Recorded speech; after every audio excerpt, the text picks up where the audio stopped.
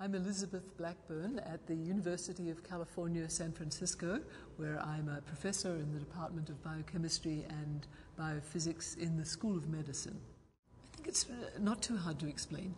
The genetic material, that we carry in all our cells is in chromosomes, which are linear DNA, and at the ends of these linear DNAs there are protective structures called telomeres. That's what we discovered in part.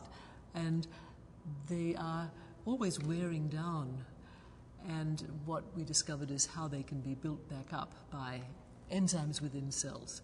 And this matters because every cell really cares about its genetic material. It protects the ends of the DNAs that carry the genetic material with these little telomere protective structures, with the enzyme that builds back the ends as they wear down.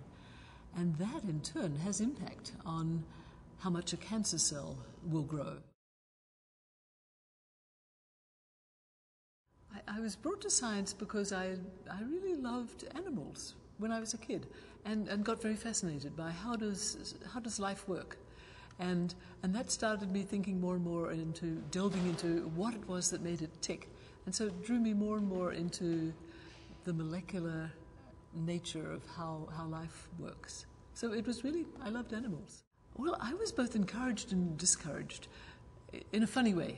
I was always given lots of access, I think, to the world of science as, my school would see fit to do it. On the other hand, I had to go take physics at a local other school because my school, a girls' school, didn't have that.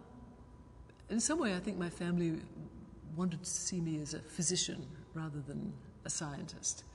And I was somewhat rebellious and independent-minded. So to me, a scientist was what I was going to be, and I wouldn't even think about any other possibility.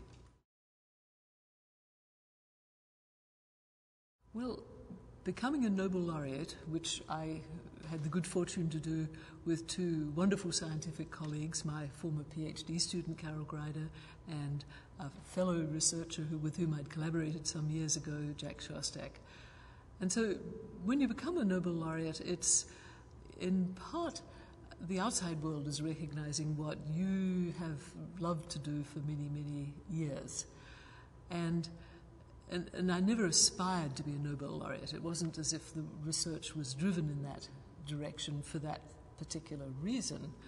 But becoming a Nobel laureate, I found, and I've only been a Nobel laureate for just under a year, it's something where you see that you can perhaps open possibilities up for others, open possibilities up in ways that you hadn't thought possible before, because it gives you a kind of a voice that you didn't have.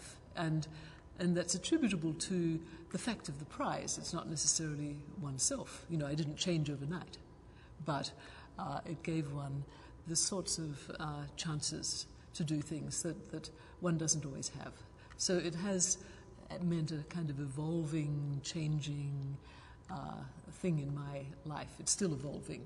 The kind of research that we were doing that allowed us to discover telomeres, telomerase, the discoveries that led us to the Nobel Prize, that was the kind of work that was considered very sort of far-fetched in the sense that nobody had tried it before. It was new ideas that you had to go and find out by doing experiments whether this was going to be true or not.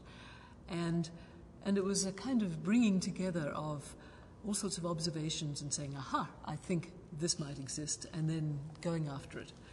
Innovative research is the kind of research that I think lets you make these kinds of leaps that wouldn't be made if you were doing things in a much more sort of step-by-step way by the traditional kinds of funding models. I love the innovative granting model because it allows this kind of research in which there are aha moments that can then be sort of brought to fruition. Well, translational cancer research is bringing to the clinic what has been learned so much in the last few decades about what makes cancers tick through the kinds of innovative research that is exemplified by the sorts of things that we got the Nobel Prize for.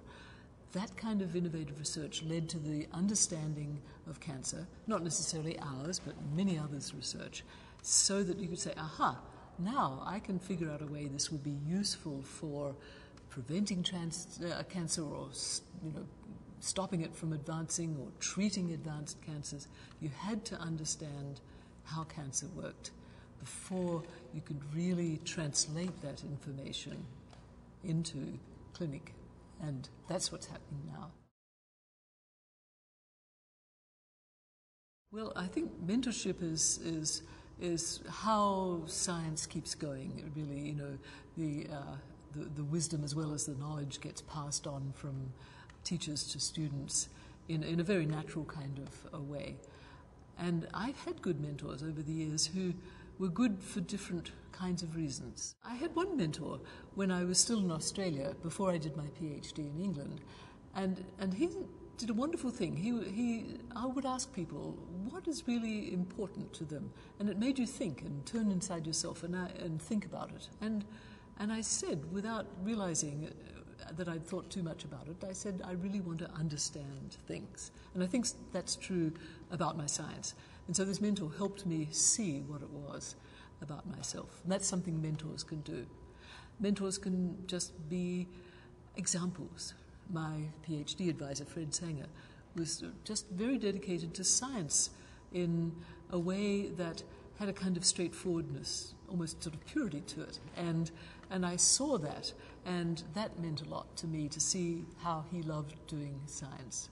My postdoctoral mentor was Joe Gall at Yale University. He too brought mentoring things to my life that were very important. He was supportive of people when they felt at their most low and their most dismal in terms of how they would regard their future. And Joe would assure you, that you were a first-rate scientist, and that kind of thing at the right moment is also very important. Also, he was, again, a superb scientist who, by his example, set a very clear example of how you go about science and think about it. I think it's important that science is seen as not a rather narrow stereotyped view of a certain kind of visual message of a certain kind of person, but that it's seen that people who do science can have fun, can play, and can have interests that are not at all what you think of in terms of somebody working at the lab bench all day. Many scientists resonate to music, I think, and in different ways. Just the play in science, the play of the mind that happens in science, I think is something that's, perhaps this, dressing up as a rock star, is it's playing a little bit as well. I think we forget that a lot of creativity is about playing and just letting ideas run. I think the passion in science is very strong. It's not so externalized. It's very deep inside the scientist. Scientists are really driven, and that doesn't necessarily manifest itself in very obvious kinds of ways. But it's there, and it's as deep as the passion that would drive, a creative artist or a musician. So this was fun.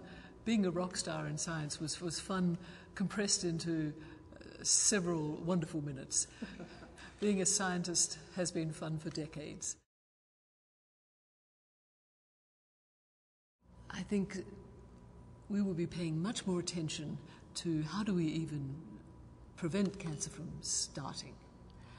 And once it's beginning, how do we slow it down and prevent it from becoming the sort of wildfire that a fully developed cancer is? And that will have arisen from the kinds of knowledge that have come from translational and other research, focusing on fully developed cancers, fully progressed cancers. But we'll have learned a lot about how to prevent cancers. We will have learned a lot about the nature of individuals' cancers, because in one sense cancers are all alike. They're cells that just take over the body. They're our own cells gone terribly awry. In another sense, every cancer tells its own individual story, and we've learned how to read that story and how then to start attacking it in ways that are appropriate to that particular cancer. That's the exciting thing that I think we'll see played out, and by 10 years from now, I think we'll see real changes in the clinic, treating cancers that are already cancers that have taken hold, and forestalling cancers in ways that we couldn't have dreamed of before. When I was a teenager, I harbored this kind of romantic view that being a musician would be a wonderful thing. And I'd played piano many years and loved playing the piano. But fortunately, there was a part of me that was realistic enough to realize that I was competent, but not really, really a genius or talented at music. So that was science then. It's tremendously energizing, and it makes you feel, yes, this has a real point. I think many people are driven to do science, and they want to improve the world. Actually, they try to do it in the way they can, and then when they see that there's a way that they can make an impact, perhaps not immediately. This might take some years, but they can make an impact. That is a very important sort of validation in some ways of what you do. So I think that this advocacy has given a kind of real sort of bite to what we do, in the sense that it just makes the engagement that much stronger.